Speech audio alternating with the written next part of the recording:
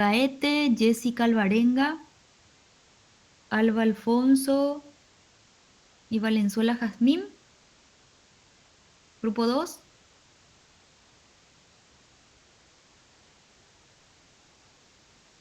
¿Está el grupo 2?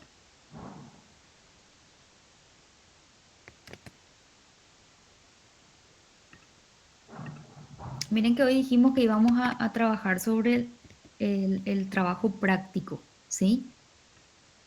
No está el grupo 2 presente.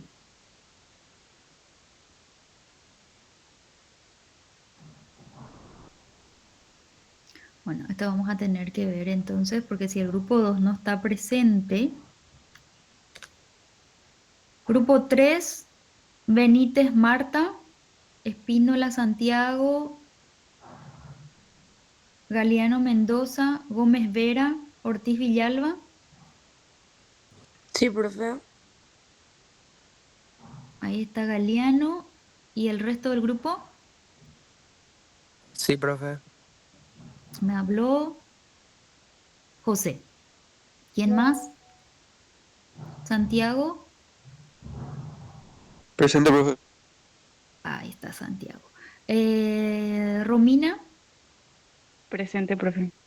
Perfecto, bueno, están todos. ¿Quién va a ser el responsable del grupo 2?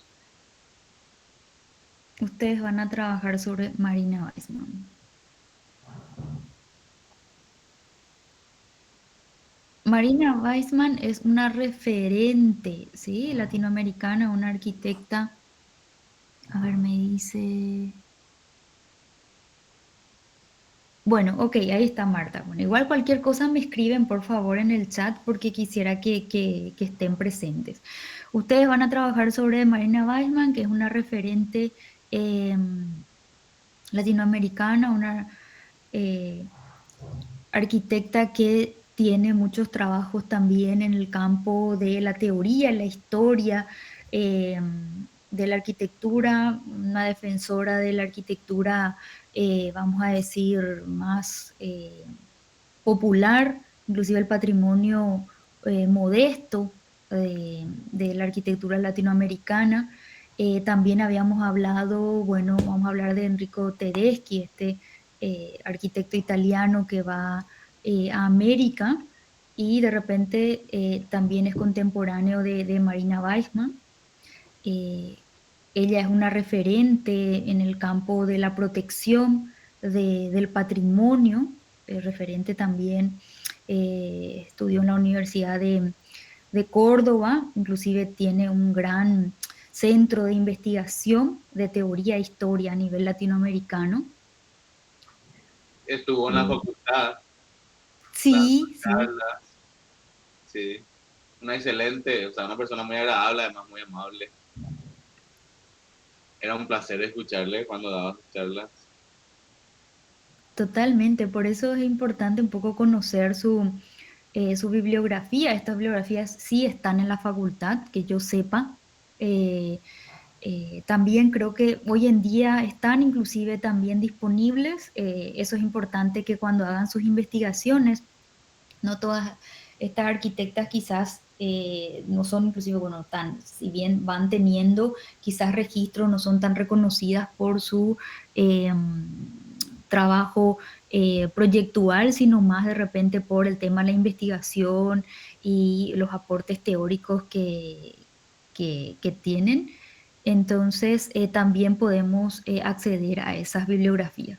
Cuando hagamos la investigación, porque van a tener así una plantilla no tan extensa, porque tiene que ser nada más sintética del campo de actuación de estas mujeres y el momento de ir conectando con las diferentes clases que fuimos dando, o sea, los periodos de tiempo que tocamos dentro de la historia de la teoría, la incidencia que fueron teniendo estas mujeres también. Entonces aquí tenemos estas bibliografías, yo voy a ver cuáles les tengo que poner un poco visible, hay algunas que sí están como en libros abiertos, pero yo sé que en la biblioteca, por lo menos que yo recuerde, se tienen sus libros también. Bueno, me van diciendo también si los grupos van teniendo alguna consulta específica. ¿Quién va a ser el responsable de este grupo? Yo, profe. Marta, Marta Benítez. A ver. Ah,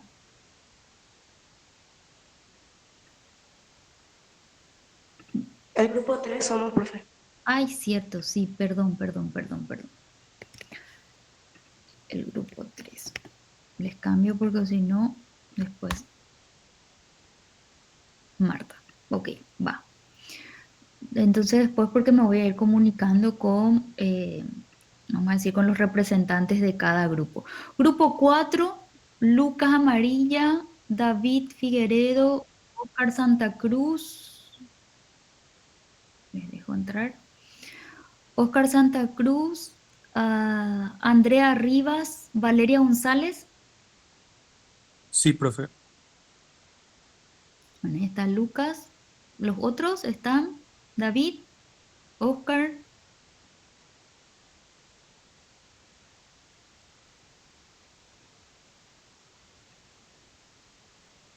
Estamos varias personas, pero justo estos primeros no están. ¿O son todos de los otros grupos? Los integrantes de tu grupo, Lucas. No sabría decirte. Bueno, Lucas, ustedes van a trabajar, bueno, entonces ya te pongo responsable, porque bueno, estás. Van a trabajar sobre Silvi Mojolinay, ¿ok? Lucas. A ver qué tenemos. Silvi Mojolinay era una mujer preciosa, era también actriz, una crítica de historiadora también de la arquitectura, muy interesante trayectoria. Yo nada más le pongo de repente así en la búsqueda simple, después van a ir encontrando algunas.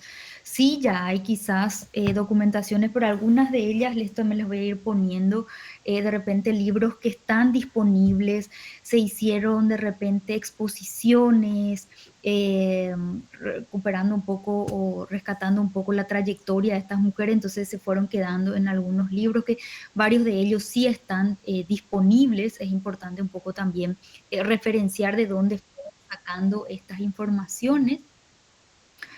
Una de las plataformas que también tiene mucha trayectoria en investigación es Un Día una Arquitecta, que bueno, fue rescatando también de varias bibliografías.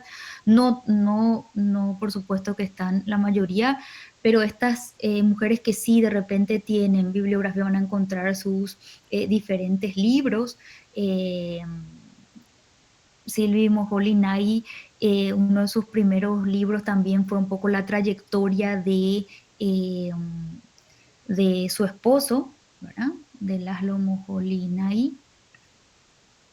Ella era interesante, son sus teorías porque era una crítica un poco de la arquitectura de aquel tiempo. Se va entendiendo cómo vamos a desarrollar el trabajo, ¿sí? Sí, profe. Va. Pregunto al resto, ¿sí? También a todos. Si alguien no va comprendiendo, va avisando. Bueno, el grupo 5, Julio, Candia, Chem, Rocío, Carolina Paredes, Alcides Valdés. Presente. Presente, profe. Julio, Presente. Presente, Rocío. profe. Ok, perfecto. Están todos. ¿Me dicen quién se hace responsable del grupo? Yo, profe. A ver, así me decís Rocío. tú. Ahí está, porque no estaba mirando. Ok. Ustedes van a trabajar sobre Carmen Portiño. Me van diciendo si es que escucharon alguna vez hablar de estos nombres. Bueno, si bien también estamos empezando un poco estudiando, quizás a veces se reconocen, ¿verdad? Se tienen como más autores o hombres conocidos que mujeres. A ver, ¿qué tenemos de Carmen Portiño? A ver si yo...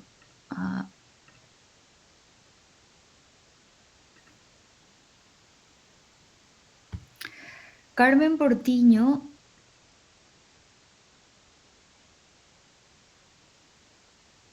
A ver, ¿qué estoy proyectando? Sí, ahí está. En realidad tiene muchísima incidencia en el campo del urbanismo y también inclusive trabajó con el arquitecto. Au, au, au, au.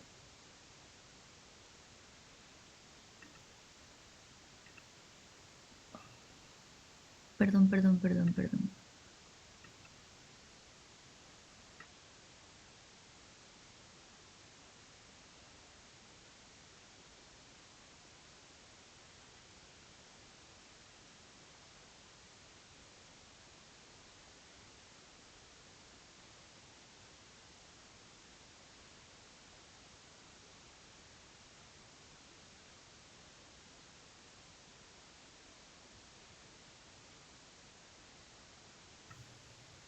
¿Me escuchan? Perdón que creo que me salí. Ahí estoy, va. Gracias. Voy a volver a proyectar. Perdón que abrí muchísimas ventanas y me quedé. A ver. Ahí estamos. Bueno, entonces el grupo va a trabajar sobre Carmen Portiño. Rocío me había dicho.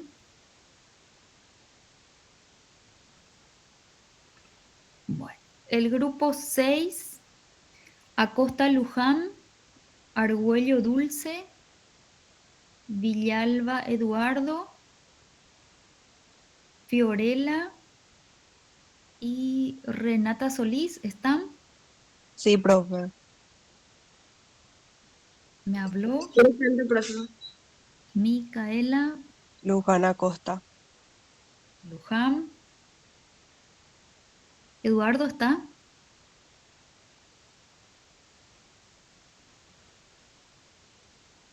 ¿Fiorella?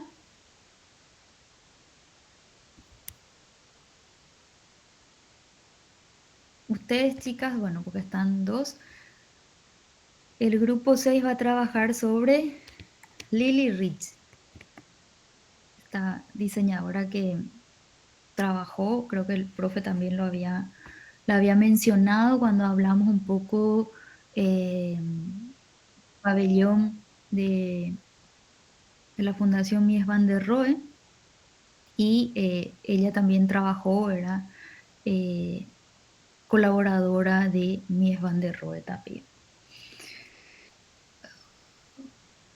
De ella sí, de repente hay inclusive mayor información, mucha investigación. Ven que vamos en diferentes territorios, en diferentes tiempos, pero para rescatar un poco la incidencia o la participación también de las mujeres en estos puntos claves de la arquitectura, de la historia de la arquitectura o la teoría de la arquitectura.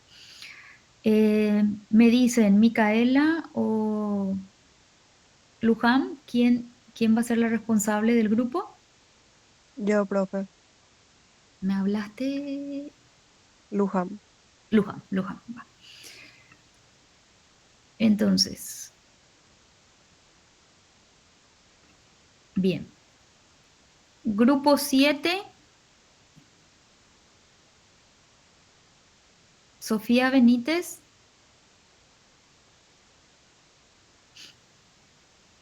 Yo veo muchísimas personas que estamos conectadas. No sé si son todos los integrantes del resto del grupo. Hola, profe. Sofía. No, perdón, se me colgó mi... Janet. Ok, Janet. Sofía, Javier, Nicolás, ¿están? Sofía López, yo soy. Hola, profe. Hola. Yo soy Javier. Bueno, ok. ¿Quién va a ser el responsable, la responsable del grupo? Yo, profe, Janet. Janet. Bueno, ustedes van a trabajar sobre Margaret Scott Lotzi. Profe, Sí. ¿qué pasa si al final yo exonero el trabajo práctico? Ah, vos estás en un grupo sin ver la lista. ¿Sos Nicolás? Javier. Ah, Javier, perdón porque no les estoy viendo. Bueno, ¿y alguien más va a integrar este grupo? O si no, van a trabajar el resto de los que están. Sí, porque va a haber grupos, por supuesto, que no estamos, que no van a estar todos los integrantes. ¿Sí?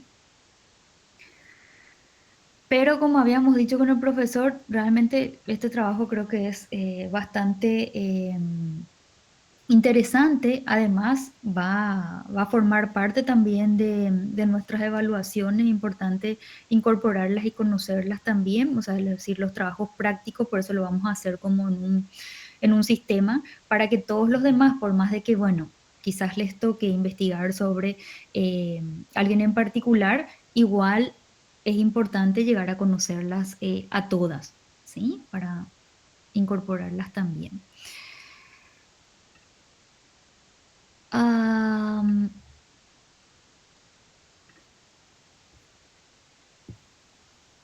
bueno, me habían dicho que la responsable va a ser Janet.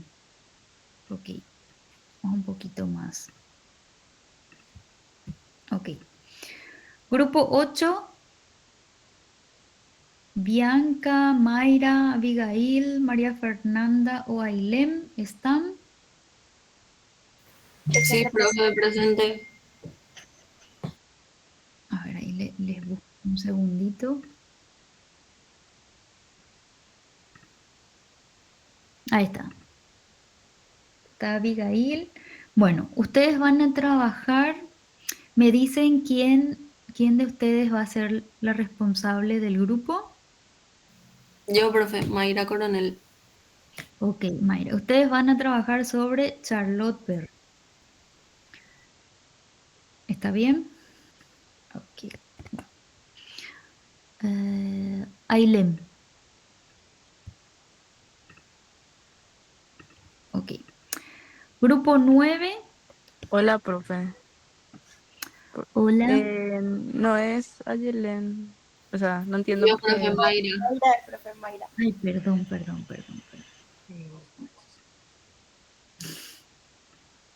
Va. Eh, Grupo 9. Lía Cáceres. Presente, profe. Fiorella. Presente.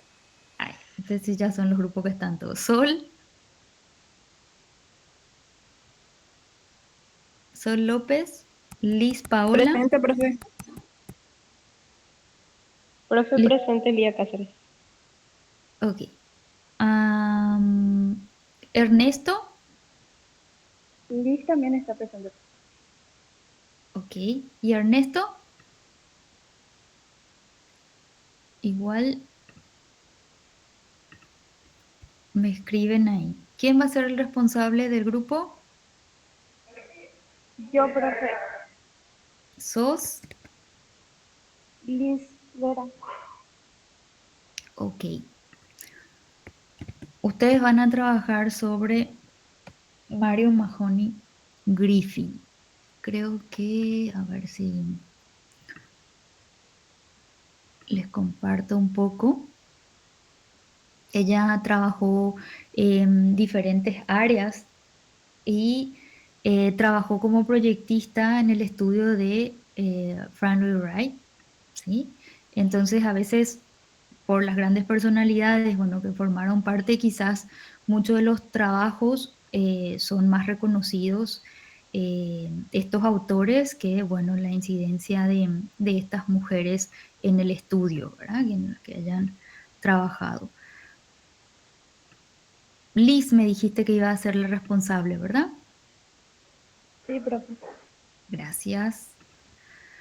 El grupo 10, Castillo Araceli, Joana Domínguez, Belén Duarte, Lucas Espínola y Ruth Rolón. Sí, profe, presente.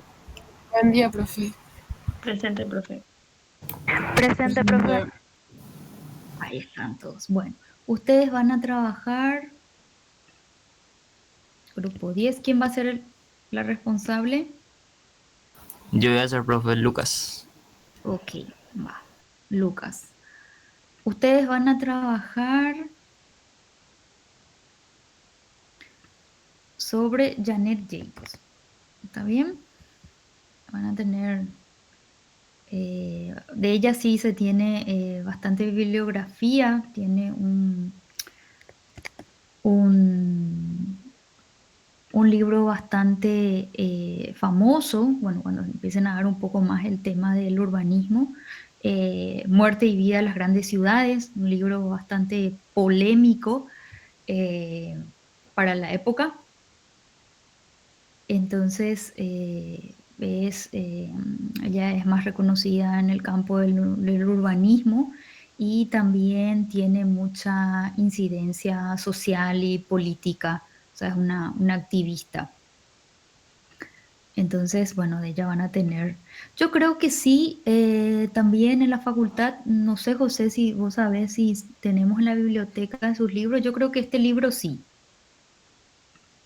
el de Muerte y vida de las grandes ciudades. Yo creo que ese libro, está la economía de las ciudades también, pero eso, bueno, ese libro no sé si ya se, se tenga en la facultad. Sí, también hay disponible en la web, generalmente a veces están un poco más en inglés, pero están también las diferentes traducciones. Esta es una urbanista norteamericana. Entonces hacemos como ese recorrido de que vamos a Europa, volvemos a América eh, con estas profesionales. Grupo 11, Amira Godoy. Presente, profe. Diana Morales. Presente, profe. Ahí está. Guillermo Riquelme. Presente, profe.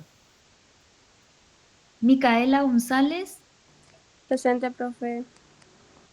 y Alicia Segovia. Presente, profe. Ah, perfecto. Bueno, este grupo está completito. Ustedes van a trabajar sobre Denise Scott Brown. ¿Sí? De ella también hablamos, pero nos van a comentar un poco más acerca de la trayectoria de esta arquitecta, esta teórica también. ¿Quién va a ser el responsable del Yo, grupo? profe. Guillermo. A ver, Guillermo. Va. Guillermo. Bueno. Grupo 12. Voy a mirarles para llamar. Paula. Rocío Galeano. Presente, profe. Tiago Espínola. Presente, profe. Ana Olivia. Presente, profe. ¿Ah? Y Leda Chávez. Presente, profe. Bueno, ustedes van a trabajar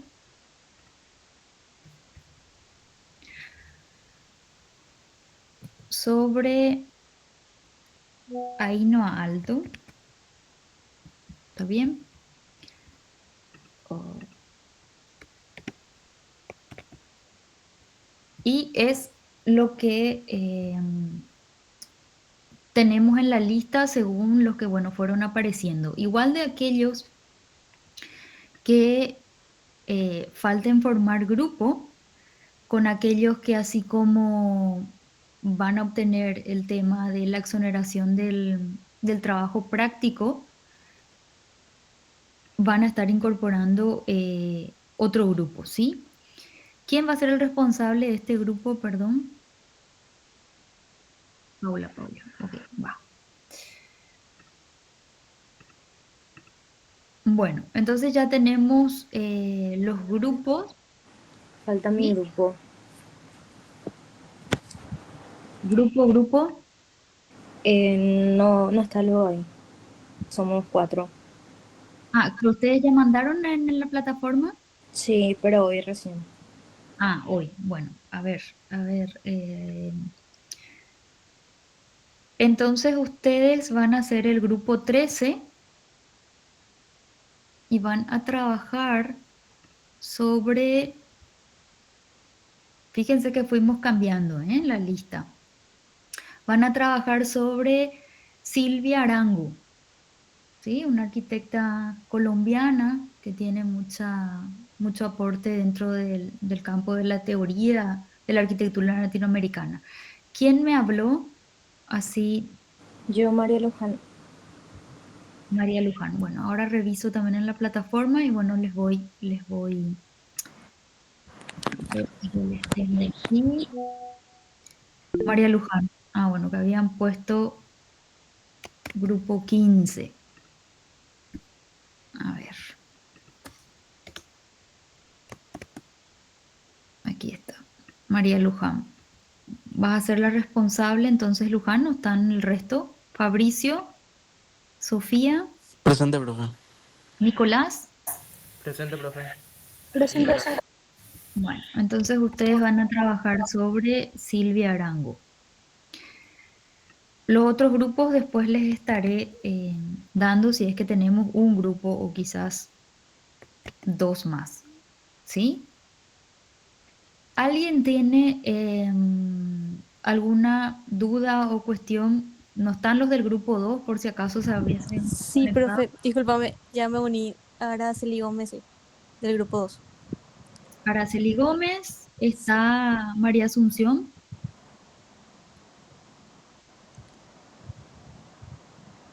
La compañera Alba, lo que sé también que está.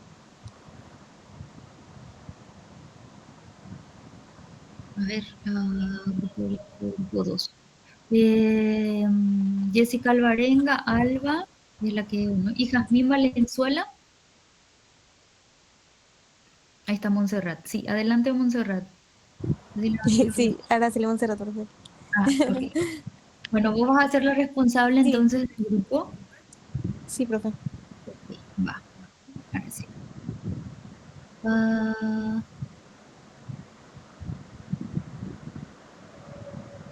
pero ¿dónde estás? En el grupo 2 sería, profe. Ay, perdón. Aquí está. Bueno, ahora les voy a pasar porque creo que ustedes van a trabajar sobre Mario Mahoney, o ya estaba Mario Mahoney, parece en el grupo. Mm, Nadie trabaja sobre, sí, ya, Mario Mahoney, sí, ya está, al grupo 9. Bueno, les voy a asignar otra autora sobre la cual van a trabajar, ¿sí? Vamos a revisar un poco la lista. Y Súper. bueno, entonces, vamos de vuelta al... Bueno, voy a ir cerrando esto que... Aquí. Grupo. Ok, bueno, entonces tenemos la entrega del trabajo práctico. Va a ser el día 29 de abril. Les voy a... Sí, adelante, Montserrat. Y Fiamma. Profe, yo también agregué mi grupo hoy, por si querías agregar ya la lista. Bueno, acá ya tengo. Ok, entonces les voy a agregar en minutos porque esta lista ahora cuando termine la clase van a ver que ahora está apagado todavía la parte de trabajo práctico y ahí van a estar, bueno, la lista de los integrantes, así como también como hasta ahora era el día para poder presentar el tema de la exoneración, va a salir también la lista de aquellos que estén exonerados para lo del trabajo práctico, ¿sí? Que igual si estas personas que de repente, bueno, quizás solicitaron, pero quieren hacer este trabajo, igual también, bueno, me avisan y se incorporan, porque a lo mejor pueden mejorar también sus calificaciones de los trabajos anteriores, y bueno, se aprovecha también para hacer esto, ¿sí?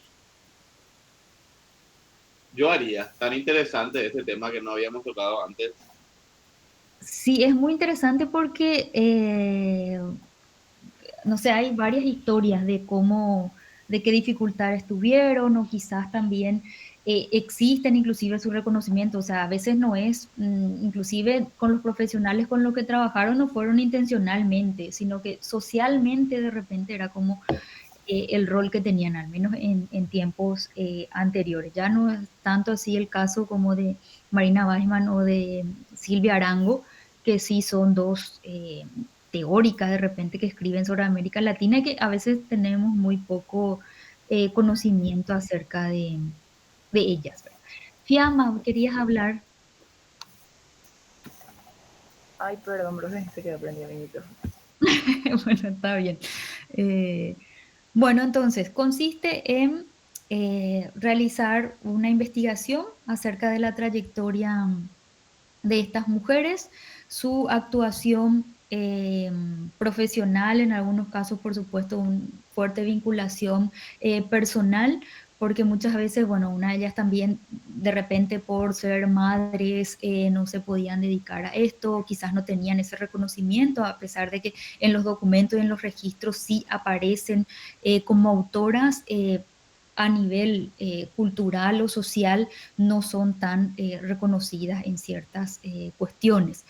Muchas de ellas inclusive muy dedicadas al tema del desarrollo del proyecto en lo doméstico, porque quién más que las mujeres de repente sabe cómo funciona quizás, no sé, el trabajo, ¿verdad? Doméstico, entonces tuvieron como, o fueron teniendo una actuación desde la experiencia, ¿verdad? Entonces, se les da a veces, muchas veces el reconocimiento a los autores hombres y no tanto a ellas. La lista es también, hay otras más, por supuesto, pero es importante que por la cierta vinculación que ya tenemos con algunos temas es que se fueron escogiendo, bueno, a estas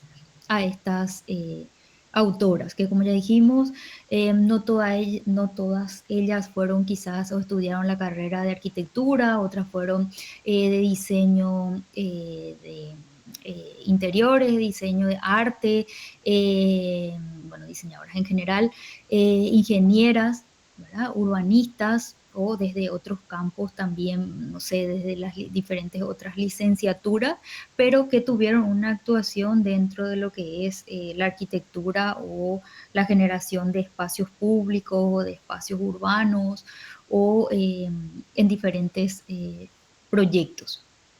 Entonces vamos a hacer una presentación bastante breve en el cual van a tener como un tiempo estimado para poder exponer. Todos los integrantes es importante que lleguen a exponer. Por eso les digo, las presentaciones ya van a estar entregadas el día 29, entonces vamos a escoger aleatoriamente una exposición, por eso es importante que estemos participando, al menos la fecha del 29 y luego vamos a ver qué otras fechas vamos a estar realizando las diferentes exposiciones, entonces es importante que se tenga la participación de todos. La entrega va a ser bastante breve porque van a entregar también aparte de esa diapositiva o por donde van a ir mostrando las imágenes, ¿verdad?, de los diseños o de las publicaciones. También vamos a entregar un pequeño documento que la plantilla también ya les va a estar disponible el día de hoy cuando tengan el trabajo práctico, ¿sí? Va a aparecer esta lista con la mujer con la que le van a estudiar, la fecha de entrega, también las plantillas y la lista de aquellos que estén exonerados, ¿sí? Y la siguiente clase es importante que empiecen un poco a investigar para ver si van encontrando diferentes informaciones. Lo vamos a volver a hablar también en la próxima clase. ¿Está bien? Si haya dudas sobre el trabajo práctico, aparte de que de repente lo pueden escribir ahí en el foro consultas, quizás también Voy a ver si pongo como un foro preguntas en el apartado del trabajo práctico y entonces ahí van a poder hacer sus consultas. ¿Alguna duda o pregunta con respecto a esto que estuvimos viendo?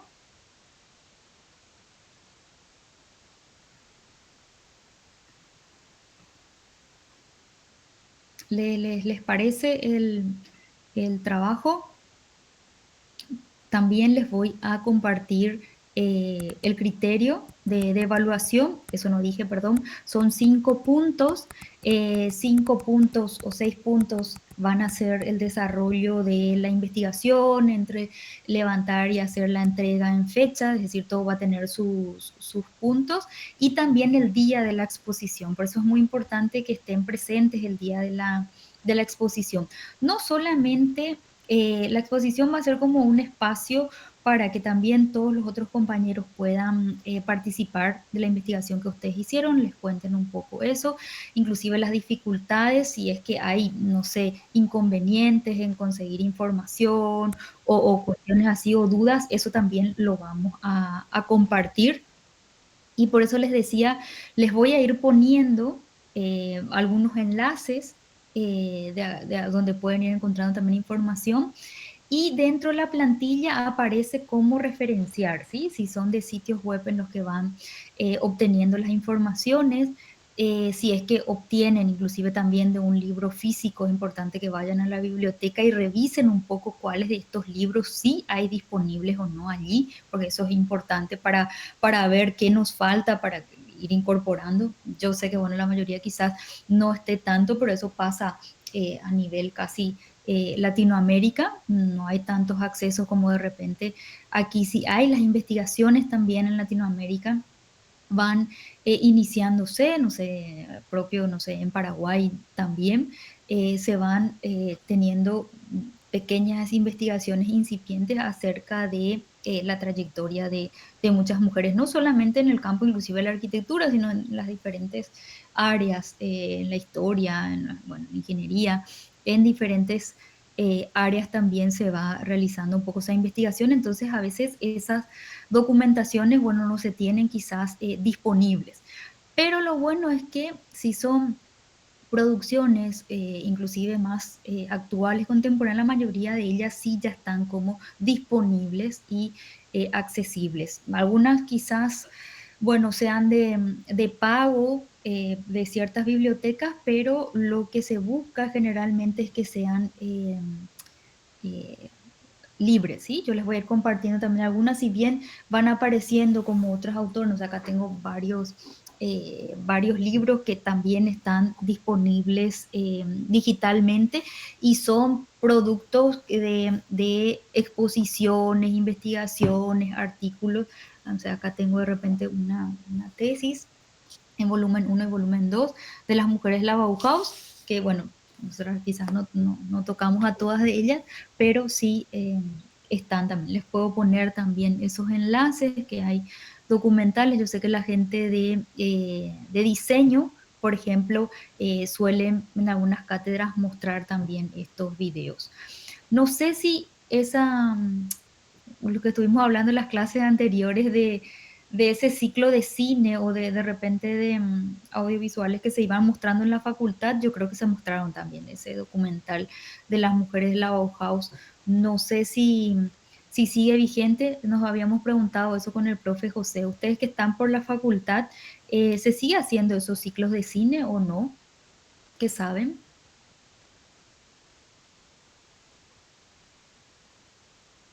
Porque tienen también ustedes clases, bueno, la mayor parte creo que presenciales. Yo creo que ya no, ¿eh? Yo no escuché nada de eso. Porque solía ser los martes también, yo creo que siempre antes coincidía con nuestros días de clase por la Yo tarde. creo que se dejaron de hacer ya, profe, por el tema de los turnos y eso. Ah, ya, pero bueno, qué pena. Nunca Pero se dijo nada. porque es importante también que porque hay películas, no sé, variables, inclusive de periodo así, arquitectónicos, contextuales, que son muy interesantes. Bueno, Hoy vamos a dar un poco introducción a nuestra unidad 2, que vamos a hablar sobre la estructura en el proceso de diseño. Y tenemos dos autores a los cuales le tomamos un poco como referencia. Voy a proyectar. Tenemos dos documentos también de referencia que tenemos. Hay una clase grabada que está levantada en YouTube, que es del arquitecto Ricardo Aroca, que habla un video bastante ameno de una charla que realiza, que esa va a ser vamos a dejarla como tarea. Yo sé que a veces inclusive estas tareas, a veces como que si bien tenemos mucho acceso quizás a la tecnología hoy en día, a veces de tantas cosas que tenemos, bueno, no ocupamos espacio en verlos en otro momento. Pero en vez de ver alguna serie de Netflix o alguna cuestión, para la próxima semana vamos a hablar un poco, al iniciar la clase, sobre esta charla que da Ricardo Aroca. Es bastante amena. Vamos a tomar un poco algunos apuntes y también les voy a dejar en la plataforma algunas preguntas, ¿sí? O algunas indicaciones de lo que tengan que rescatar de escuchar un poco esta charla, ¿sí? Eso lo vamos a hacer para la siguiente clase. Otro material que tenemos también en esta unidad, que les voy a ir prendiendo desde hoy, es nuestra bibliografía que hablamos, es sobre esta que es la estructura como instrumento de una idea, que es una producción de un arquitecto argentino, Leonardo Codina, y les puse un poco su trayectoria, un arquitecto joven que hace su investigación. Sí, Montserrat. No sé si pasó nomás o tienen alguna consulta. Bueno. Perdón, profe, se me fue nomás. Okay. Bueno, entonces, este libro yo creo que no lo tenemos lastimosamente disponible. Este libro es producto de la tesis del arquitecto Leonardo Codina sobre una obra que es la Universidad de Mendoza, que es una obra del arquitecto Enrico Tedeschi, que va a América y trabaja un poco en la fundación de la Universidad de Tucumán, en el área de arquitectura.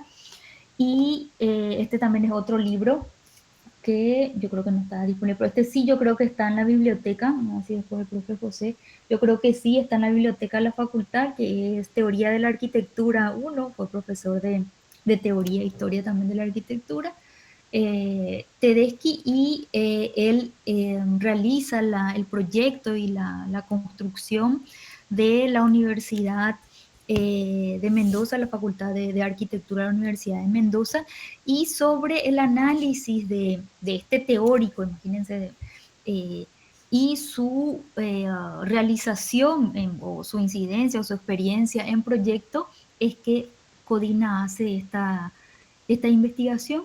Tuvimos el gusto de poder contactar con él en el 2021, 2020 en realidad, pero en el 2021 creo que fue la charla que tuvimos. Aprovechamos la época de la pandemia y entonces él mismo nos comentó acerca de su libro y de lo que había investigado acerca de, bueno, este título que tiene aquí. También esta charla lo tenemos disponible, un segundito, lo tenemos disponible en la plataforma, a ver, es una una charla que nos dio, si bien ahí como el video está un poco más extenso, él nos cuenta un poco sobre este libro, porque este libro no lo tenemos disponible. Yo no recuerdo, José, si vos tenías o no el libro, no me acuerdo, pero a mí me costó... Yo tengo el libro, hasta me parece que tengo 2 ejemplares, no me acuerdo por qué. ¿Viste? Cuando ya pasan cierta cantidad de años, te olvidas que tenés un libro y volvés a comprarlo, ¿verdad? Bueno, o me regaló alguien el segundo, no sé. Voy a intentar hacer un PDF, a ver, voy a pedir ayuda acá a la gente joven de mi familia. Voy a sacar todas las fotos y armar el PDF porque es un trabajito, ¿verdad?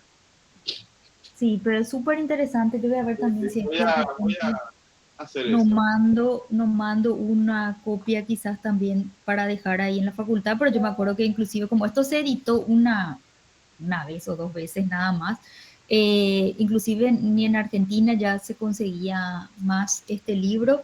Creo que no sé si en Mendoza sí, porque bueno, es como un libro hecho acerca de del edificio de la facultad. Voy a buscar, revisar si tengo realmente los 2 o si ya le regalé otra vez a alguien. Y si tengo los 2 voy a llevar uno a la biblioteca de la facultad. Bueno, porque es muy, muy interesante este libro, si bien en esta charla es buena porque, no sé, creo que en 30 minutos el arquitecto Codina nos cuenta un poco acerca de la experiencia de lo que fue este trabajo. Esta clase lo vamos a desarrollar mejor tanto con lo de Ricardo Aroca y lo que tengan ustedes de visto en el video. Vamos a iniciar la próxima clase.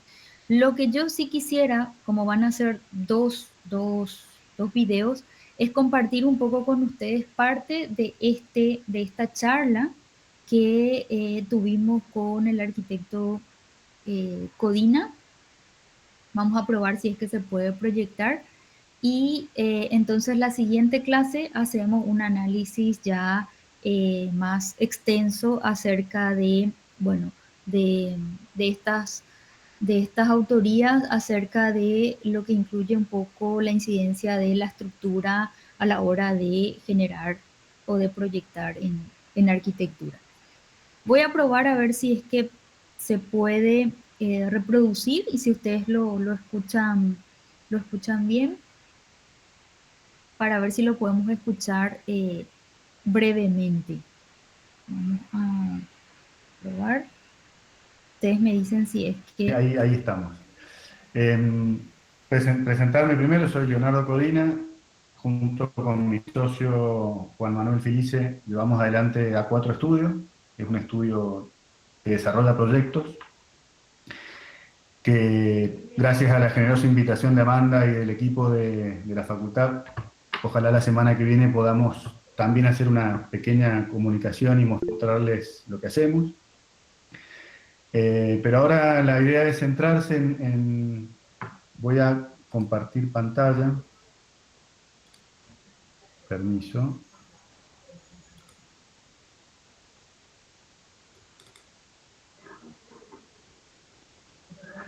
¿Se ve bien ahí la pantalla? Sí, se ve. Perfecto. Mi puntero no se ve, me parece, ¿no? No, creo que no. Bueno. Hoy lo que nos convoca es una investigación que tuve la suerte de hacer hace ya mucho tiempo. De hecho, acá tengo el texto de presentaciones de noviembre del 2004, casi 16 años, que se hizo en el marco de un posgrado que realicé en la Universidad Católica de Chile. Hice un magíster en investigación, teoría y proyecto, en donde como tesis final, dado que yo entré como arquitecto, sí, había chicos que se titulaban desde grado y tenían que hacer una tesis proyectual. Yo ya era profesional, así que mi tesis debía ser una tesis de investigación, algo que yo nunca pensé que iba a hacer, realmente nunca imaginé que me iba a poner a investigar. Porque lo mío siempre fue el ámbito del proyecto y el ámbito del ejercicio de oficio, nosotros somos un estudio y yo soy un arquitecto de oficio que hace proyectos y que construye, que los construye, no, o sea, no construimos, pero hacemos las direcciones técnicas, y de repente me veo en esta situación de tener que hacer un proyecto de investigación, a lo cual, por una sugerencia de Horacio Torrent, un arquitecto argentino que en ese momento llevaba adelante el magíster, él me sugiere hacer una investigación sobre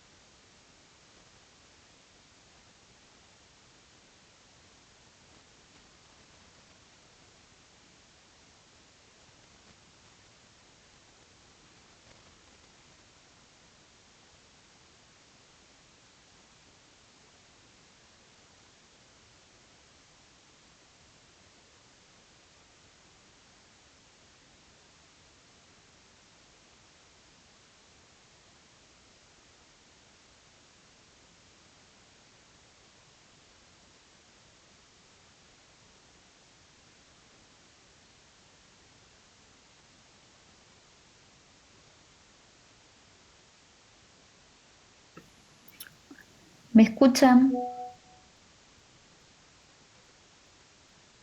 Gracias, Alicia.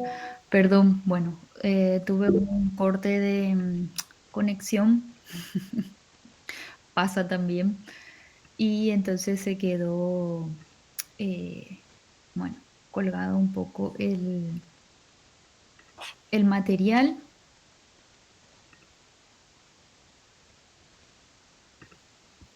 Gracias, gracias. A ver, un segundito. Bueno, no quería ponerles los dos. Bueno, es un poco importante como no tenemos acceso a su bibliografía, entonces por eso es que me acuerdo también en aquella época, en la pandemia, entonces el mismo autor, bueno, nos explicaba un poco de cómo había desarrollado ese libro, como había descrito también allí, es un arquitecto que tiene un estudio, un gabinete de arquitectura, que se llama A4 Studio, lo tiene también con otro arquitecto más. Es profesor en la Universidad de Proyecto 4, no sé qué semestre sería, con qué coincidiría con la facultad. Tiene muchos, como decía, bueno, es como arquitecto que van trabajando y haciendo proyectos bastante contemporáneos. Y entonces le tocó un poco hacer esta maestría, que la maestría es en investigación y proyectación en la Universidad Católica de Chile. Y entonces ahí se enmarca un poco en ver esto de cómo se hace la conexión entre una cuestión teórica, una idea, ¿verdad? Y la construcción o el proyecto en sí, o sea, cómo una idea se hace tangible, ¿verdad? Se arma como un objeto. Entonces es muy interesante porque habla desde su experiencia, ¿verdad? De cómo toma un poco a este teórico y lo analiza a través de su obra y ve un poco cómo de repente algunos conceptos y algunas teorías se pueden hacer tangibles, ¿verdad? A través del proyecto. Bueno, yo estoy sin conexión.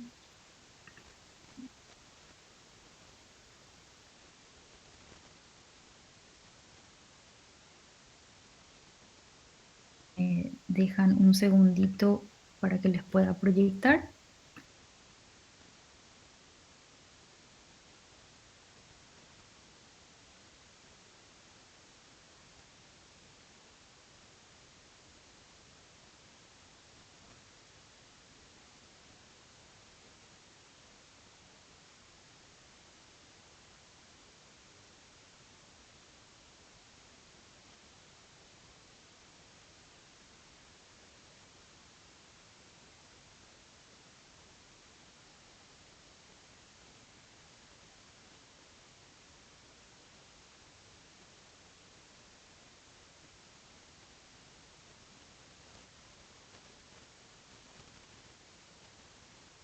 Torrent, un arquitecto argentino que en ese momento llevaba adelante el magíster. Él me sugiere hacer una investigación sobre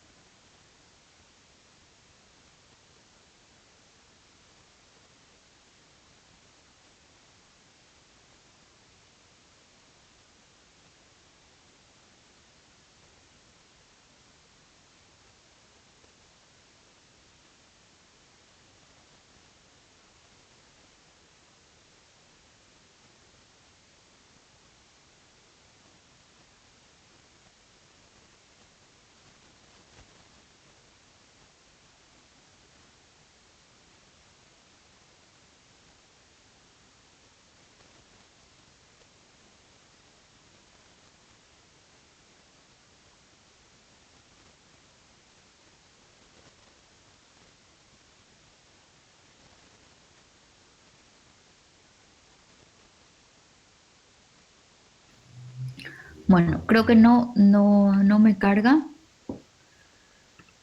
el video.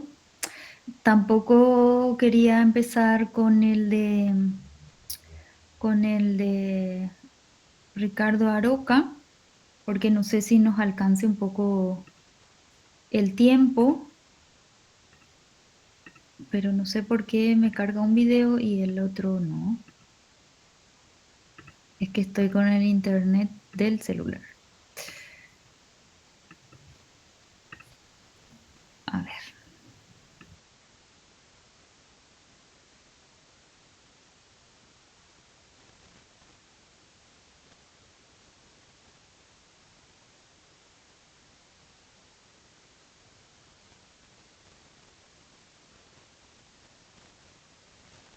Días otra vez, la mayoría nos hemos visto desde las 8:30. Tenemos el honor de tener aquí a Ricardo Aroca, que muchos, porque sois muy jóvenes, no habéis tenido la suerte que hemos tenido otros de tenerlo de profesor. Y, como siempre os comentamos, nos ha enseñado a amar, a interesarnos por el mundo de las estructuras arquitectónicas, ¿no?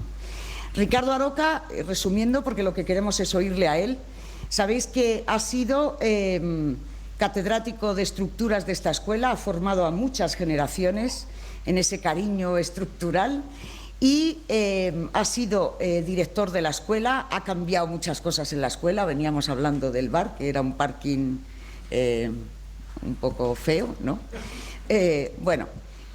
Ha sido decano del Colegio de Arquitectos, ha ganado muchos premios, ha construido mucho, ha tenido esa generosidad de enseñar.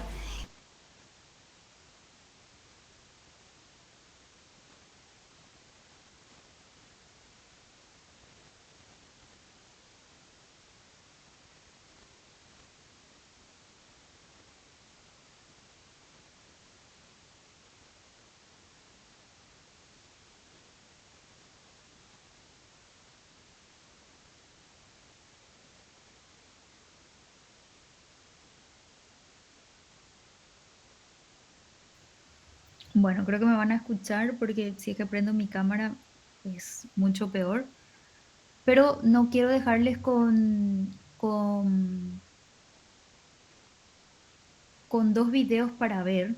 Entonces, lo que vamos a hacer es que vamos a hablar un poco más hoy sobre las teorías de Ricardo Aroca, que bueno, estuvieron un poco escuchando allí. Tiene su mayor campo de investigación en el área de la estructura y la arquitectura. Y entonces la siguiente clase, bueno, ya vamos a hablar, quizás ya no vamos a ver el video del arquitecto Codina, pero sí vamos a ver si es que antes, bueno, le podemos compartir un poco sobre este libro de la estructura como instrumento de una idea, y bueno, vamos a hablar ya específicamente sobre su trabajo la próxima clase, porque ahora nos quedan, bueno, un poquito menos de media hora. Entonces vamos a compartir un poco una parte de lo que es la teoría de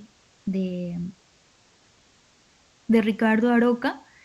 Y la siguiente clase entonces ya, bueno, le incorporamos también las investigaciones de Codina. ¿Está bien? Voy a ver si es que se puede esto, o si no ya, bueno, voy a proyectar la diapositiva. ¿Está bien? Me siguen si es que... Me dicen si es que me van siguiendo, perdón. Ok.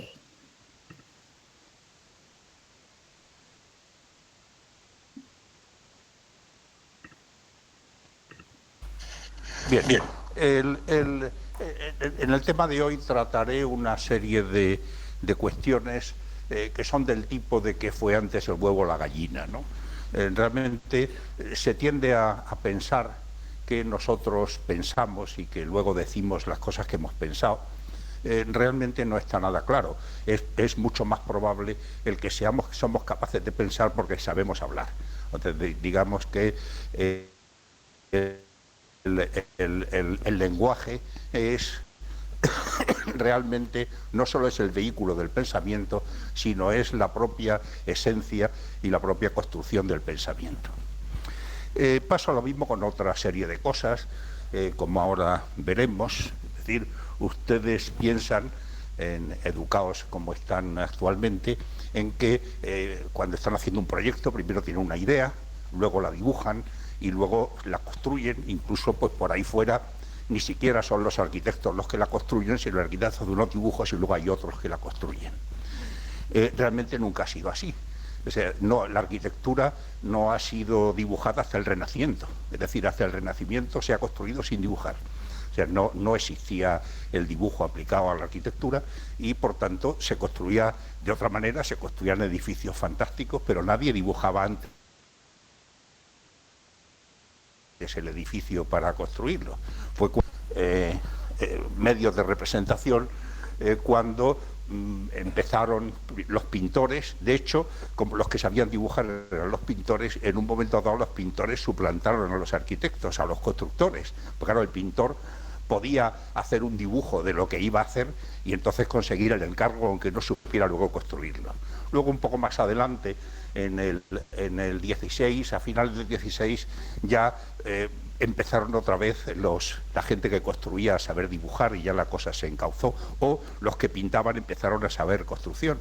Pero hay un tema muy curioso, es decir, el edificio renacentista que muchos expertos o muchos historiadores consideran que es el más perfecto, que es el Palacio de Carlos V en la Alhambra, está proyectado y construido por un pintor que nunca había construido nada antes ni nunca construyó nada después. Es decir, Machuca era un pintor en la corte del conde o del duque que entonces hacía de mantenedor de la Alhambra, le encargó aquello y es pues su única obra de arquitectura.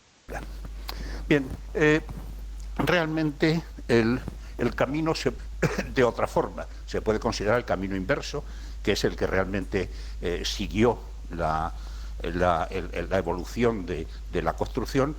A partir de los materiales se construía y a partir de la construcción pues aparece la arquitectura. Lo mismo que el lenguaje, vamos, yo eso lo tengo claro, lo mismo que el lenguaje es la esencia del pensamiento, la construcción es la expresión de la arquitectura. Es decir, históricamente se construye. Luego hemos aprendido a imaginarla antes de construirla, pero para mí ahí me resulta personalmente imposible dibujar algo sin pensar a la vez cómo se construye y el lenguaje de la construcción es absolutamente esencial. Vamos, lo digo no porque estemos en una clase de construcción, sino porque estoy completamente convencido de que es así. Y en el fondo la ventaja de la que gozan los arquitectos españoles, ahora que muchos de sus compañeros están obligados a emigrar al extranjero, es que saben mucha más construcción que sus competidores y entonces tienen un gran éxito en los estudios internacionales porque es gente que domina o que tiene una noción de que el lenguaje de la construcción es algo importante. Este malentendido o este tema de precedencia que sucede pues con el lenguaje y el lenguaje y el pensamiento, la construcción y la arquitectura, podríamos decir que existe también en gran medida en el tema de las estructuras. De hecho, la estructura es algo realmente tiene que ver con el manejo de fuerzas, pero realmente no sabemos de verdad lo que es una fuerza hasta Newton a finales del 17. Hasta entonces no había en absoluto una idea de lo que era una fuerza. Entonces, verdaderamente se ha podido construir y se han podido hacer cosas que se mantienen sin saber siquiera que era una fuerza.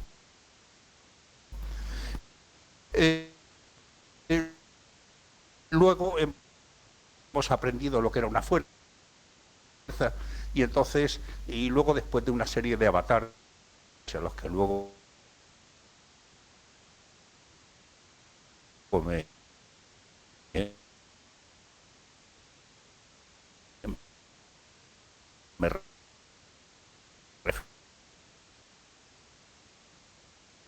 referiré,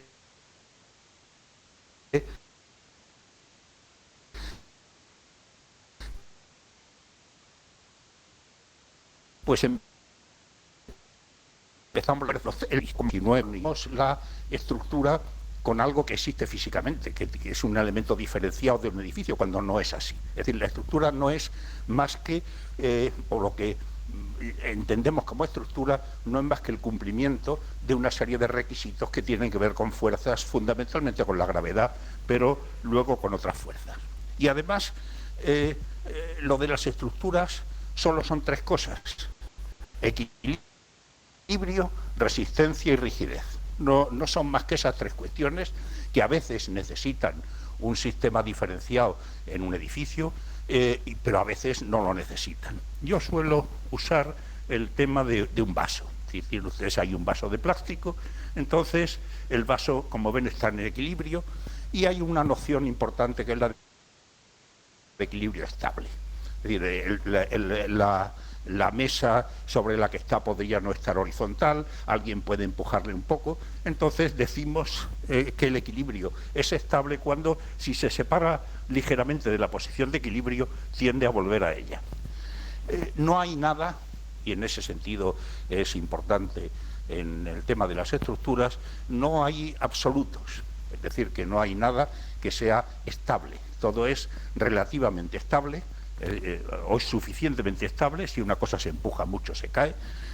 La rigidez, pues ahí tiene, bueno, merece la pena, o le pongo al equilibrio el adjetivo de estable, porque se tiende en el lenguaje habitual, se tiende por hablar de equilibrio cuando es el equilibrio difícil, es decir, no se le llama equilibrista al que está sólidamente sentado en una mesa, sino el que se sostiene sobre un pie en una banqueta que está encima de una bola. Entonces, pero realmente un equilibrio es un equilibrio estable, como el mío en este caso, y el equilibrio del equilibrista es un equilibrio inestable. Naturalmente, tienen un ejemplo de equilibrio estable e inestable, o por ejemplo, pues si yo coloco esto de pie, pues es un equilibrio inestable, a la menor cosa se cae. Nosotros necesitamos equilibrios estables y por tanto no nos vale cualquier tipo de equilibrio. La rigidez implica el que cuando una cosa está sometida a las condiciones de uso, pues se deforma siempre, pero que no se deforme demasiado. Es decir, que una cosa, pues realmente en el caso del vaso, pues se puede hablar incluso de que hay una cierta cuestión de compromiso, mientras que en el equilibrio estable no hay compromiso, una cosa tiene que ser estable. En la rigidez pues puede haber un cierto compromiso. Cuando ustedes compran ese vaso, pues esperan que sea bastante rígido, pero si compran un vaso mucho más barato, pues el vaso es mucho menos rígido, pero como les ha costado menos, pues aceptan cogerlo con el borde o cogerlo con mucho cuidado, de manera que realmente en la rigidez hay un margen, digamos, de los medios contra las expectativas, etcétera, pero bueno, no es una cosa fatal, ¿no? O sea, tiene el problema, claro, si ustedes hacen una casa y se les cae, pues tienen un problema, pero solo uno. Si la casa es poco rígida y se fisuran los tabiques, le dan a ustedes la lata durante toda la vida. O sea que tiene no es fatal, pero puede ser espantoso, ¿no? en cuanto a tabarra, ¿no? Entonces, claro, las cosas se deforman más o menos según las fuerzas que se apliquen, y si se aprietan demasiado, pues se rompen, ¿no? O sea que eso es la resistencia. La resistencia tampoco es negociable. O sea, de las tres condiciones, la única que es negociable hasta cierto punto es la condición de rigidez. No son negociables la condición de resistencia y la condición de equilibrio estable. Entonces, claro, como decía antes, a partir de principios del 18 podemos manejar estas cosas con un vocabulario y con el lenguaje matemático que a partir de entonces se consideró que era con justicia la mejor manera de explicar el mundo y la manera más compacta y más eficaz, pero antes que los humanos, pues cualquier cosa que tenga una existencia física se encontró con problemas estructurales. ¿Cómo resuelve o cómo ha resuelto la naturaleza sus problemas estructurales? Pues mediante prueba y error. Es decir, el código genético tiene variaciones aleatorias, algunas variaciones aleatorias mejoran la supervivencia y se transmiten al conjunto de la especie, y a partir de millones de años se consiguen soluciones afinadísimas, ¿no? Ahí tienen ustedes un hueso. Fíjense las trabéculas de carbonato cálcico, la propia naturaleza del hueso, que es una mezcla de carbonato cálcico rígido con una serie de proteínas que le dan una ductilidad y hacen que no se rompa con facilidad, aunque a veces se rompe. La parte que tiene rozamiento y que tiene aplicación directa de fuerzas tiene una densidad mayor, incluso es capaz de adaptarse. Es decir, si ustedes hacen mucho ejercicio, sus huesos se vuelven más duros. Si ustedes no hacen ejercicio, sus huesos se descalcifican. Es decir, que realmente hay incluso una cierta capacidad de adaptación transcurrida o adquirida a lo largo de millones de años. La adaptación que varía con las circunstancias. Este es una la sección de un hueso del águila, de un hueso del ala de un buitre. Fíjense ustedes, como el buitre vuela, pues los huesos pesan mucho menos, está mucho más hueco, y entonces tiene esa adaptación. Se pueden encontrar ejemplos afinadísimos, y verdaderamente la naturaleza pues produce unas soluciones fantásticas, con varias limitaciones. La primera limitación son los materiales, es decir, la naturaleza es incapaz de usar metales, de manera que se ve obligada a usar carbonato cálcico, quitina, lo puede mejorar a partir, pero no puede, no ha sido capaz de integrar los metales en el diseño estructural, con lo cual ha perdido, digamos, una cierta capacidad. Ni siquiera ha sido capaz de usar el carbono en las soluciones que tenemos ahora de fibra de carbono o de grafeno, etcétera, con una resistencia extraordinaria. No ha sido capaz de, no ha entrado por ese camino.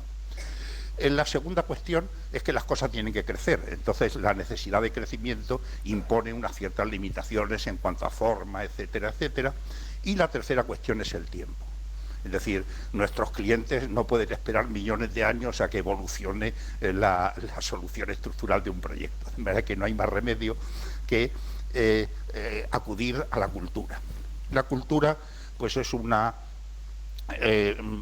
la segunda, la primera manera de transmitir y acumular y transmitir información ha sido ADN, la siguiente es la cultura. La cultura es muchísimo más rápida. Puede operar sobre las cosas sobre la experiencia de cosas que han hecho otros. Realmente el desarrollo de la cultura ha sido tan rápido que desde que se empezó a escribir hace poco más de 3.000 años, ahora mismo seríamos ya capaces de destruir el planeta completamente, cosa que no ha sido capaz la naturaleza, ¿no? O sea que la cultura va muy deprisa. Y entonces la cultura pues organiza modelos, enseña a ver las cosas. Ustedes han visto antes el hueso del ala del buitre. Si ustedes saben que una viga triangulada funciona, pues pueden ver una viga triangulada como el señor Darcy Thompson, en esto que hace falta bastante imaginación para ver ahí una viga triangulada. Pero bueno, en cierta medida lo que pasa es que es imposible ver una viga triangulada ahí si uno no sabe que una viga triangulada funciona bien, ¿no? Como realmente pues se dice, es que la cámara de fotos, sobre todo la digital, funciona exactamente igual que el ojo. Pero realmente no se inventó la cámara de fotos digital mirando un ojo. Hemos entendido cómo funciona el ojo después de inventar la máquina de fotos. Entonces, existe siempre esa dualidad de qué ha sido primero. Hay que observar las cosas, pero realmente si uno no sabe qué es lo que tiene que mirar, tampoco es tan fácil llegar a observaciones. Entonces, la cultura pues consigue una acumulación de conocimiento y entonces funciona mejor, y gracias a la cultura pues hemos aprendido a no solo saber por qué funcionaban las estructuras que ya se venían haciendo, sino hemos aprendido tanto sobre el tema que ahora, para desgracia de ustedes, las explicamos al revés. En vez de explicarles cómo son las cosas y cómo funcionan, les explicamos cómo funcionan y luego, si da tiempo, cómo son, ¿no? Entonces, como las estructuras el camino de resolver los equilibrios de fuerzas pues tiene una tema material, hoy vamos a hablar de eso y de su relación con la arquitectura, y entonces para eso pues habrá que disecar qué cosas son importantes en el comportamiento estructural. Y entonces las cosas que son importantes son muy pocas, son solo 4. El material, el tamaño y la forma, y dentro de la forma el esquema y la proporción. Es decir, con esas 4 palabras, naturalmente volviendo al tema del revés, con esas 4 palabras el vocabulario de verdad lo que importa en estructuras, independientemente de los procesos de análisis matemático, es absolutamente suficiente para hablar de estructuras. Realmente sería lo primero que deberíamos decirles a ustedes cuando van a una clase de estructuras, pero no es lo que habitualmente hacemos. no es lo que habitualmente hacemos entre otras cosas, por, vamos, y he estado muchos años en el tema, por la diferencia, digamos, de intereses entre el grupo docente y el grupo discente. Es decir, ustedes intentan enterarse y que les sirva para proyectar y para hacer cosas. El interés del profesor es no quedar en evidencia en la clase. Entonces, cuando uno prepara una clase, lo que más le preocupa es no saltarse ningún signo, que no falte un coseno, que las cosas funcionen, y entonces verdaderamente son intereses contrapuestos, o por lo menos no coincidentes, y eso da lugar a que probablemente el proceso de enseñanza pues no sea tan eficaz como debería serlo. Por otra parte, un proceso eficaz de enseñanza pues probablemente empezaría al revés, es decir, en clase uno se pasaba el tiempo respondiendo a preguntas que los alumnos no se habían formulado. Entonces, cuando uno se ha formulado una pregunta, entiende mucho mejor la respuesta. Yo recuerdo que durante un tiempo dimos la asignatura al revés, es decir, primero poníamos los problemas y luego dábamos la clase teórica. Eran muy pocos alumnos, en aquella época eran alumnos de especialidad, y cuando empezó a haber más en pro de nuestra seguridad física, volvimos al camino habitual de explicar primero cómo se hacían las cosas y luego pedirles hacerlas, ¿no? Pero aquello era muy eficaz, aquello de tener que enfrentarse con algo sin saber cómo, porque luego escuchaban de una manera verdaderamente ávida, ¿no? Bien, entonces empecemos de la lista de cosas que he dicho con el material. El material, se puede hablar en términos simples del material hablando de vínculos. O sea, el material, un líquido o un material pulverulento o un gas, pues no tiene vínculos desde nuestro punto de vista, las cosas se mueven unas con respecto a otras, y entonces los vínculos pueden ser internos y externos. Es decir, una piedra o un ladrillo tiene unos vínculos internos que hacen que sea un sólido, digamos, manejable, pero en cambio los vínculos externos pues únicamente pueden funcionar uno contra otro a compresión. Realmente, de manera que, por un lado, la vinculación interna del material permite darle forma, permite una serie de cuestiones, y por otro lado, la vinculación externa pues es enormemente importante sobre cómo se puede usar. De manera que el vínculo más sencillo es el vínculo a compresión, el vínculo siguiente a compresión o tracción, ¿no? El vínculo siguiente más sencillo es a cortante, y luego, claro, el tema de ya la flexión pues exige la posibilidad de que el material internamente resista tracciones o que la unión pueda resistir tracciones. Estas posibilidades de vinculación, digamos, con vínculos, con materiales que no admiten más que compresiones y con el vínculo sencillo de compresión, pues se pueden hacer las cosas que se pueden hacer. El vínculo, hay materiales que admiten atracción, como la madera, pero los vínculos pueden ser muy complicados. Las uniones de madera implican una pérdida muy importante de sección. Y luego, pues hay desde muy antiguo en la historia unos vínculos extraordinariamente refinados. Es decir, fíjense ustedes, una cuerda, un hilo, está hecho de unas fibras extremadamente pequeñas. Entonces, si las fibras se retuercen, la torsión hace que se compriman, la compresión produce rozamiento, y de fibras muy pequeñas se puede hacer una cuerda o se puede hacer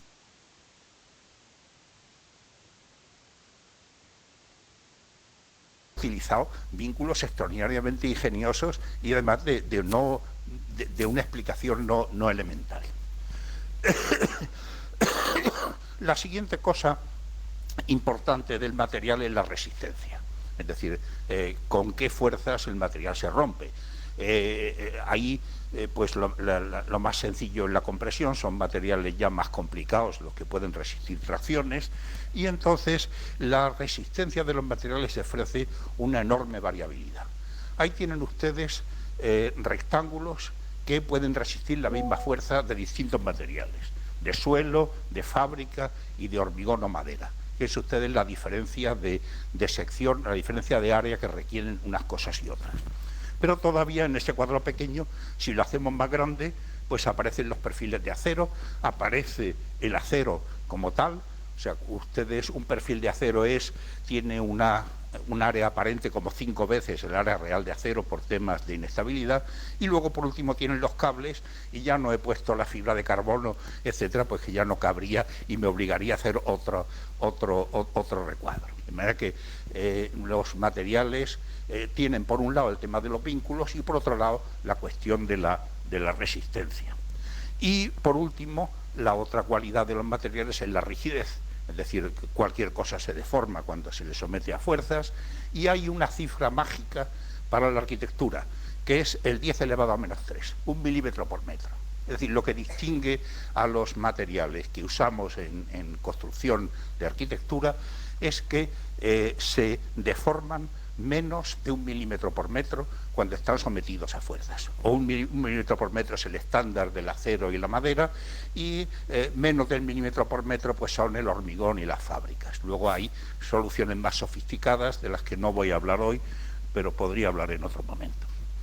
Entonces resulta que pues se pueden manejar de manera prácticamente indistinta el acero, la madera y el hormigón armado, porque aunque el acero es 20 veces más resistente que la madera, es 20 veces más rígido, de manera que una viga de madera tiene exactamente el mismo canto que una viga de acero equivalente. La sección no es la misma, pero el canto sí es el mismo, porque la deformación bajo carga de servicio es exactamente igual en el acero que en la madera y en el hormigón. No es una casualidad, o sea, es una de las cosas que la industria nos la debe a los arquitectos. Los arquitectos dibujaban las casas con forjados de madera, y cuando querían venderle viguetas de acero, les decían: oiga, no tiene usted que cambiar la sección del edificio, ¿no? Y entonces el arquitecto aceptaba cambiar acero porque no tenía que cambiar los planos, ¿no? Lo mismo que cuando venden los laminados plásticos, pues los venden con aspecto de madera para que la gente los acepte, porque si tuvieran otra cosa, la gente está acostumbrada a ver la madera. De manera que el hormigón y el acero han entrado en la construcción sustituyendo a la madera, y porque podían hacerlo, porque no obligaban al arquitecto a cambiar los planos, ¿no? Entonces, la siguiente cosa que va de mano de la resistencia es el tamaño. Es decir, yo creo que vamos a dejar en los otros puntos, por la cuestión de hora, que llegamos a... Igual, bueno, lo podemos inclusive también continuar, pero por la cuestión de hora, si repasamos un poco, entonces solamente les voy a dejar también disponible el video de Aroca, para que completen un poco de ver toda la charla, para que la próxima clase, al iniciar, entonces podamos conversar un poco sobre estos conceptos que él nos va mostrando. Entonces, para hacer un pequeño repaso de lo que vimos en parte breve del video, ¿cuáles son los 3 puntos que marcaba que eran importantes a la hora de definir el diseño estructural, que lo marcaba al inicio? A ver si recordamos.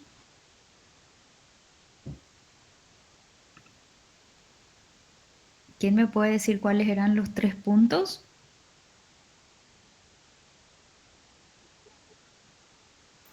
La rigidez, la flexibilidad y el equilibrio. La rigidez.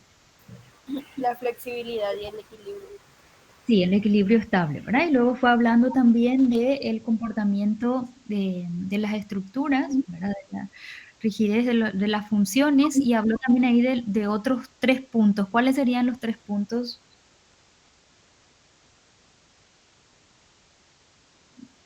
¿Alguien lo apuntó? Porque vamos a hablar un poco de estos elementos la próxima clase. Esta última parte habló de uno de los... ¿Cuáles eran?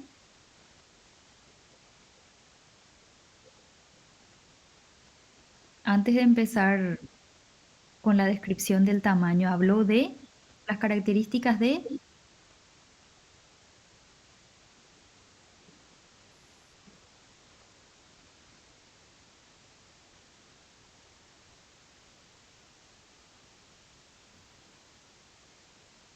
¿Me escuchan? Parece que ya no estuvieron atentos en la última parte. Ayelen. Del material.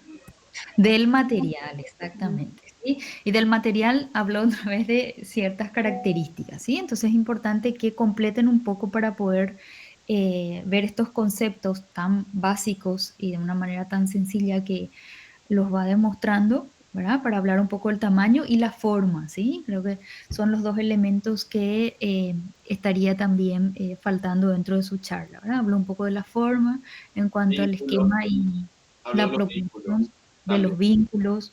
Vínculos, Sí, tamaño y forma, sí. sí, vínculo, resistencia y rigidez también Rigidez, sí.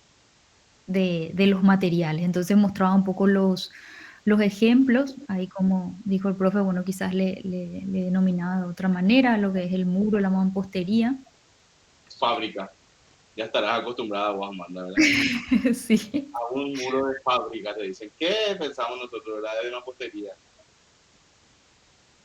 Sí, porque hablan por la producción.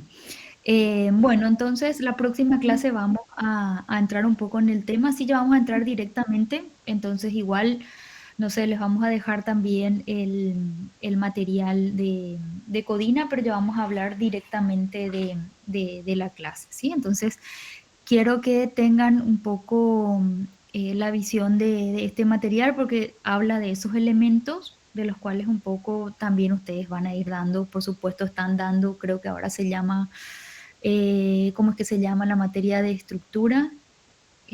Comportamiento, o no sé cómo le denominan, no sé si sigue teniendo o sistema constructivo, a construcción creo que bueno, tiene esos nombres las materias, entonces cómo conectar las otras materias con la de teoría y cómo esas teorías o esos conocimientos que uno va recibiendo, así como él lo contaba, a la hora de proyectar y a la hora de generar, ¿verdad? De trabajar en taller.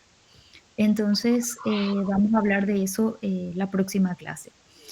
Ahora también les voy a poner ya disponible la lista de el ítem, la pelotita de el trabajo práctico con las indicaciones, la lista, ahora bueno, que estuve recibiendo un poco los últimos integrantes del grupo, así como también aquellos que llegasen a tener el tema de exoneración. Y bueno, con esto creo que cerramos la clase de hoy. Nos reencontramos el próximo martes. Vean los videos que son muy interesantes y que les sirven no solo para teoría, creo. Sí, el de Aroca es bastante El de Aroca es práctico. buenísimo para estructura y construcción, sí. Y el otro es muy asociado también a la práctica, lo de Codina, porque cuenta su experiencia. El otro les sirve para proyectos, para teoría, ¿verdad? Sí. Bueno, nos reencontramos el próximo hasta el martes. Bruno está desesperado.